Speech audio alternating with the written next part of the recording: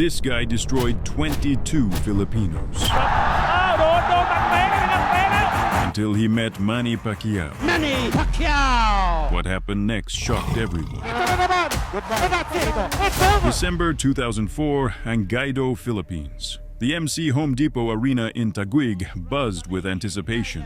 That evening, a Thai fighter named Fasan 3K Battery, also known as Narongrit Piranga, was set to enter the ring, a man who had already defeated 22 consecutive Filipino boxers, often by knockout.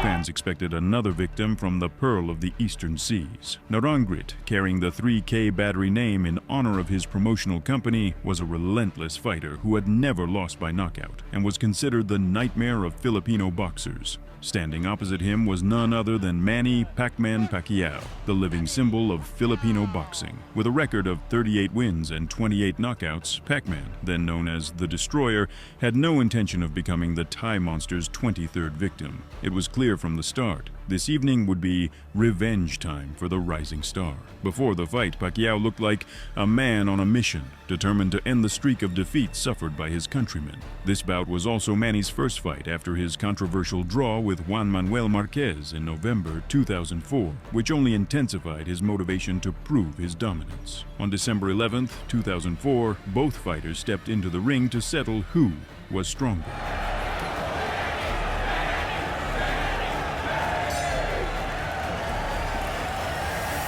Fasan spent the first minute trying to keep his distance from Pacquiao, but by the end of the round, Manny had lit the fuse. He staggered the Thai fighter with a lightning-fast series of blows, forcing him to move more cautiously. Again, trying to connect and trying to measure itong si Pasong Pirang. Manny Pacquiao quickly connecting. Mukhang all business si Manny dito, ha? He has always been, right jab. At may binanggit sa atin si Manny Pacquiao just before this fight. Sabi niya, hintayin nyo yung aking kanan. That's something that they're trying to develop together with Coach Freddy Roach. Oh, Manny Pacquiao gets nailed with the right. Itong si Pasong Pirang, meron parang isinusuntok na pabigla, no? But Manny, nainis yata sa suntok na ibinigay sa kanya. Mukha yata nagalit si Manny. Ito na. And Pasong Pirang gets tagged by that right, Kinito. That right is hurting ito si Pasong Pirang. Hindi niya alam kung ano sinusuntok niya. Well, parang groggy na ito si Pasang, no? Very, very early in this fight. Manny Pacquiao has unloaded some of his bombs. Pero si Pasang kanina, nakatama din ng isang matinding suntok. Hindi nakakasigurado dito si Manny Pacquiao. Tabi yung left na yung kanyang kanan na pinanjab niya, no? Basic na basic yan, sumasabay doon sa kanyang pag-step. And Manny Pacquiao now getting a measure of Pasong Pirang now trying to go to his midsection itong si Pasong Pirang. Well, kita-kita natin dito, no? Manny's all business at saka ang atake niya. Very, very concentrated. Hindi siya masyadong gumagalaw in terms of his footwork. Wala siya masyadong footwork dito. He's letting his fists do the talking sa laban na ito with 1:25 to go. Ito, that's a slip. That's a slip. And Freddy Estrella calls it wisely. It's a slip.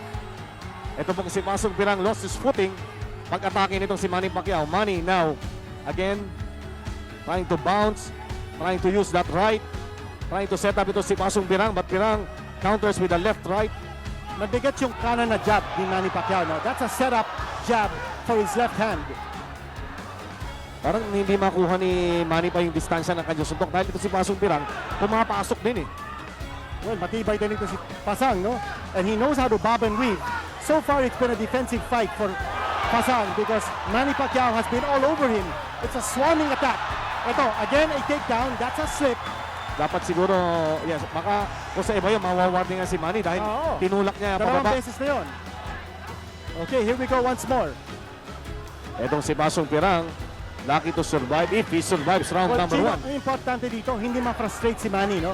Even kung hindi niya mapatumba si Pasang here in this first round, he's gotta keep his wits together. Ito, maagang niya. Si 30-second warning, mga kaibigan, sa first round natin. And Pasang, hindi niya alam kung saan malimit sumusuntok siya. Wala na si Manny doon sa pinagsusuntokan niya. A nice right hand. Sneaked in that time. In the second and third rounds, the fight's pace exploded. The Filipinos' heavy punches repeatedly shook Fasan, even sending him to the canvas. It was as if Pacquiao saw the faces of his countrymen with every hit. Pure domination. Manny Pacquiao, especially yung right jab, landing on the gloves of Fasang. Ito si Fasang now also showing a jab. Tandaan nyo, sinabi nitong si Pasang, si 3K Battery, na meron siyang nakitang weakness ni Manny Pacquiao na isisikreto niya. whatever that is, yan po ang iniintay natin. And Manny Pacquiao, again, trying to connect, pero hindi pa natin nakikita yung landing ng solid punch from Manny Pacquiao dito po sa ating first and second round. Well, Chino, that's because maganda ang depensa ni Fasang. Although tinatamaan siya rito, hindi masyadong solid, no? Because he's got both his hands up. Oh, sandali, that's a knockdown. That is a knockdown. Definitely knockdown yun. Tinamaan si Fasang. Sa noong tinamaan, Kinito. Alam mo, sa volume of punches, it's a barrage. Barrage. At nayanig po dito sa tagig. Ito po si Pasong 3K battery. The first knockdown scored by Manny Pacquiao. Another knockdown might Sino? be coming soon. Parang basuka ito si Manny Pacquiao, no? Both fists churning, all guns blazing para kay Manny Pacquiao. Yan pong kanan na yan, inihahanda pa rin niya para kay Marquez. And now, he's trying to test drive that right hand which has connected again. And ito si Pasong Pirang, hindi na malaman kung saan pupunta. No answer. Fasang has no answer for Manny Pacquiao's aggressiveness. Saka hindi makagalaw, oh. Oo. Nahihilo siya, hindi niya malaman Sa kung dami paano ng suntok. susuntok. Sa And dami he- ng suntok ni Manny Pacquiao. Yes. Maganda sana ang depensa niya, but he just is not able to fend off all those punches coming from Pacquiao. Grabing ginagawa ni Manny. Talagang tinatrabaho niya yung kanan niya. Kinito, look at that. Straight upper. Now trying to jab with that right. Leading with that right. And nailing him with that left. Yan po si Pasong Pirang. Already a knockdown has been scored in the second round. Parang hinahanap dito ni Manny is a one-punch knockout. And so far, hindi pa siya makapag-landing ng isang matinding suntok to put him down for good. Now, isang beses na bumagsak si Fasan, but Fasan is still standing. He's still fighting back. Oh! Leading with the right. Yan yung artillery ni Manny Pacquiao. And The Pasong arsenal. Pirang is in trouble. Kinito, this guy is in trouble. He's trying to back off. Paiwas-iwas na lang ito si Fasan. Manny Pacquiao is mauling Fasan 3K battery. Short of toying around with this guy. Going to the midsection and going upstairs again. Si Manny Pacquiao mixing it up. He nails him with that right of his. Alam mo, He goes to the body. Grabe ang variety, Kinito. You have to give it to Fasan, ha? He's very courageous. Ito, lumalaban pa, no? Sa dami ng mga suntok na tinanggap niya from Manny Pacquiao. Manny Pacquiao again working out that right of his. Trying with that right looping shot. They're trying to master yung right cross, Kinito. This is round number 2. Now, nakita din natin yung mga suntok ni Manny. Hindi lang sa mukha, kundi sa tagiliran din, no? The side of the body. 10-second warning. Fasang looks like he's going to survive his second round assault. Bumagsak siya in this round. But And end of first, the second. It was ito, Cordell. he's got to be able to take care of Fasang Pasong 3K battery. Ito back dito sa ating bout. Round number 3. Manny Pacquiao trying to measure. Ito si Pasong Pirang with his right lead. Going up and down. Manny Pacquiao nails him with the left. Ito si Pasong Pirang. Did Kinito. Well, he got rocked that time. Pero matibay Kinito. Nakikita ko. Nasasalo niya yung mga suntok. Now whether he's able to withstand the punishment. Oo, Chino, parang pinasusuntok Ayun na niya lang si Manny. But here is Fasang absorbing a lot of punishment. And Manny Pacquiao getting a good workout dito sa first 2 rounds. Oh, talaga. At sabi ni Manny, Olika, suntukin mo ako. Para makatikim din ako, sabi niya. Saka kanina kagulat-gulat, Kinito, nakita ko si Manny na doon sa pre-fight tradition, yung tradition na pre-fight, no? Nakangiti. Nakatawa si Manny Pacquiao. Very May loose siya. ingitan He Yes. was very loose before this fight. Very, very confident.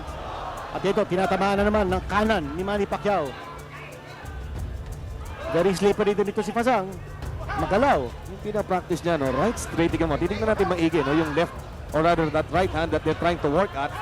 Ito pong corner ni Manny Pacquiao, led by, of course, Coach Freddy Rhodes. Pasundot-sundot lang Pero si parang Fasang. straight na siya, no? Kasi gusto nila, maturuan ito si Manny Pacquiao ng parang style ni Larry Holmes na yung kanan na jab, parang straight na halos. Exactly. Yan, parang nakikita natin. No? Yung jab ni Manny Pacquiao na kanan, parang pa-knockout na din yun eh.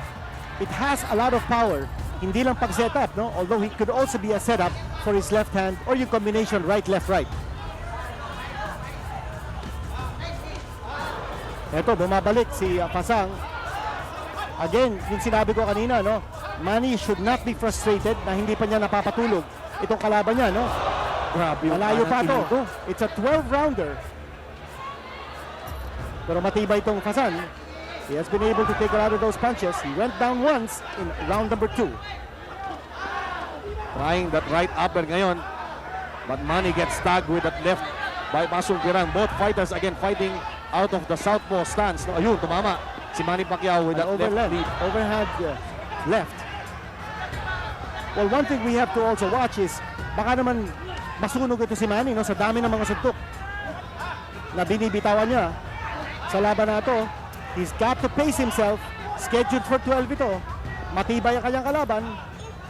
Pero sinabi kanina Kinito, narinig natin, sabi ni Coach Freddy Rhodes, if we have to go 12, then so be it. Ano? Yan ang sinasabi nila sa kondisyon ni si Manny dahil maraming nagdududa sa kondisyon itong si Manny Pacquiao. But Coach Freddy Rhodes said, I guarantee you, if we have to go 12, we will go 12. Meron lang kong konting, nako, ito na, under 5 seconds at hilong-hilo si Pasong Birang. Yes, he's groggy. He got staggered. Again, he will be lucky. Pero He went down. Yes, tama yun. Walang fighter to be saved after the bell. And another knockdown scored by... The climax arrived in the fourth round. After a beautiful, evasive move, Manny landed a powerful counter uppercut with his left connecting precisely with Fasan's chin. For a second, he was airborne before crashing to the canvas, knocked out as if struck by lightning. Australia, na ito ay isang knockdown at the end of the round at the bell ito. Again, no fighter can be saved after the bell. And Pirang, ito na, alam na ni Manny kung anong gusto niya. Manny has gotten his range but he gets nailed with the left. Manny comes back with that looping right. Alam mo, very loose na din ang defense ni Manny at this point. Ha? Kung meron pang ibubuhay ito si Fasan, dapat ipakita niya ngayon. Because here's an opportunity for him. Manny's fighting very loose, very confident. Napabagsak na niya na 2 beses ang kanyang kalaban. Pero nagsasabi, baka naman si Manny kargahin itong si Pasong Pirang. Again, hindi po uso yan, ano? Ayaw natin i-risk yan. And Manny Pacquiao now, ang sabi nga naman ano dito, oh yes! One punch! The left hand! The left hand. Left hand! That left upper Kinito. Parang upper yun! It's an upper left Woo! hand. That nail. This is the third knockdown scored in this bout by Manny Pacquiao against Pasong Pirang. At sabi ni Fasan, okay, lalaban pa ako. One punch brought down Fasan in this round. Ito na naman! Goodbye. And that's it! Kinito. It's over! It's over! Manny Pacquiao, sensational knockout! Manny's victory was resounding. The crowd, mostly Filipinos, roared with enthusiasm. This wasn't just an athletic triumph, it was a celebration of national spirit. As Manny's manager noted after the fight, he no longer feared Marquez. Every punch now carried the support of tens of millions of Filipinos behind it. Fight reports from those days emphasized one key point. At this stage of his career, Pacquiao proved too fast and too strong for any opponent in the super featherweight division. Meanwhile, Fasan lost his reputation as the Filipino destroyer the moment he faced someone he had underestimated. After the bout, many repeated the phrase, Fasan picked the wrong victim. His record no longer read 22 victories over Filipinos. Instead, it featured one crushing defeat. Winner by knockout, our national hero, our treasure, merciless Manny Pacquiao!